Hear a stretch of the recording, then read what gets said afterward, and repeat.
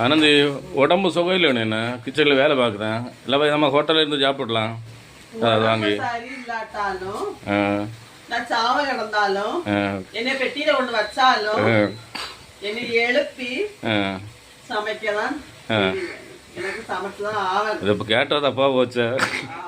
ஹோட்டல்ல வாங்கி சாப்பிட்டா நாட்களை கூட நனையாது. நமக்கு ஒரு இறைச்சியோ 2 இறைச்சியோ வாங்கி 4 பேரை ஷேர் பண்ணும் போது எங்க தேவையும் எனக்கு நிறைய வேணும். அப்படி ஹோட்டல்ல வாங்கினா நிறைய வாங்கணும்னா பைசா நிறைய ஆகும். பைசாக்கு நம்மகிட்ட பஞ்சுமா கடவுள் அப்படியாவது நமக்கு வச்சிருக்காரு. அதுக்கு கடவுளுக்கு நன்றி சொல்லுங்க. இன்னைக்கு என்ன சமையல்? என்ன சமையல் இன்னைக்கு?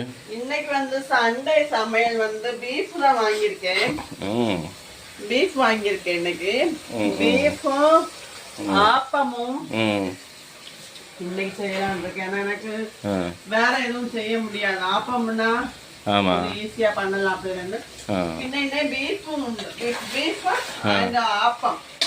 எனக்கு தேவைக்கு கூப்பிடு, நானும் ஹெல்ப் பண்ணி தருவேன். உங்களுக்கு வலிய வேலை ஒண்ணு இருக்குது. என்ன வேலைன்னு தெரியுமா? தேங்காய் திருவணும். தேங்காய் திருவி தரணும். அந்த வலிய வேலை உங்களுக்கு. என்னால ஒண்ணும் முடியாது. சரி, அதுல ஒண்ணும் பண்ண தருவேன். நீங்க சொல்லி சொல்லி கேட்காத நான் ஜிம்முக்கு போனேன். இன்னைக்கு எனக்கு உடம்பு கண்டிஷனை பார்த்த பிறகு ஒரு மாசம் தாங்காத அப்போ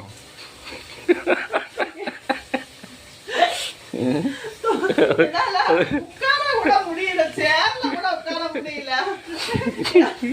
உட்கார்ந்து ட்ரை பண்ணி பார்க்கறேன். பனகேரதான் பனகேரம், தெங்குகேரதான் தெங்குகேரம்.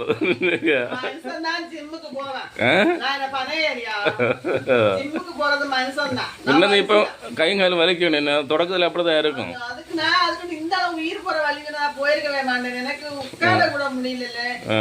உட்கார்ந்து வேறு ட்ரை பண்ணு. விழுந்தா நான் தூக்குறேன்.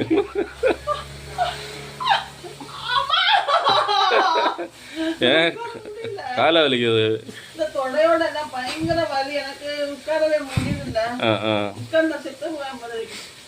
இன்னைக்கு எப்போது இல்லையா? ஒரு 7:30 இன்னும் leave, Sunday leave. 7:30 kilo weight. 7:30 kilo வெயிட்ட இப்படியே தூக்கி வச்சுட்டு அப்போ எனக்கு இன்னைக்கு இருக்க முடியல. நேத்து இருந்தேன். நேத்து இருக்க போய் இவ்வளவு வலி. இன்னைக்கு நான் இருக்க முடியல.